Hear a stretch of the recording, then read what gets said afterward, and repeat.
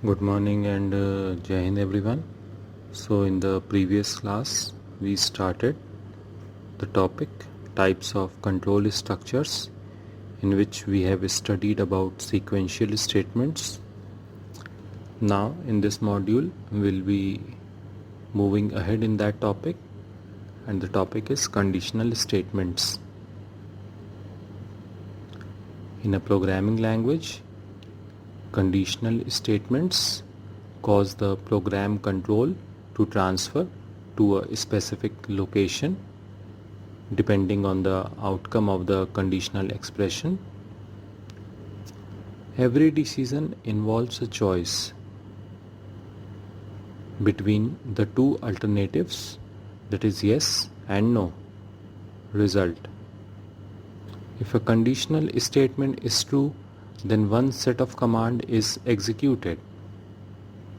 Otherwise, the other set of statement is executed. For example, if a number is completely divisible by 2, then it is an even number. Otherwise, it is an odd number. You will be studying more about these statements in the coming section. Next is iterative statements. These statements repeat a set of statements for a specific number of times as long as the given condition is true. When the given condition becomes false, the control comes out of the loop and the repetition stops. For example, the loop will be repeated for 10 times till the sum of the 10 natural numbers are calculated.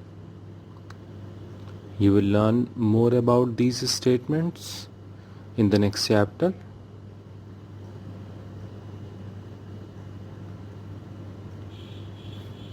Next is conditional statements. In a program, the statements are generally executed sequentially. However, at times, the user may need to change the order of execution, either by repeating or by skipping the execution of a few statements subject to a given condition. In such situations, the task can be performed by the use of control statements. The conditional statements check the condition and execute the statements accordingly. Let us understand this concept with a simple example. Suppose you want to withdraw some money from the ATM. You will be allowed to withdraw the money only if you enter the correct PIN number. Look at the plan of action based on the condition. If correct PIN is entered, this is the first condition, you can withdraw the money. If incorrect PIN is entered, you cannot withdraw the money. Thus, observe that you can follow one plan of action if the condition is true, otherwise the other plan of action is followed. Let us analyze it with the help of a flowchart. A flowchart is a pictorial representation of the flow of steps or a procedure to solve a problem.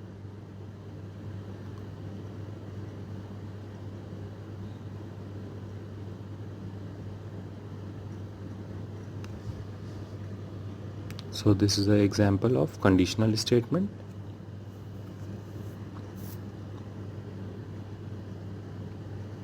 In the conditional statement, the most important element is the condition based on which the decision is based. So that was all for today. Now we'll be meeting in the next class. So kindly go through the video, and in case of any problem, please note down the problems and you can ask in the class. Thank you and Jai Hind everyone.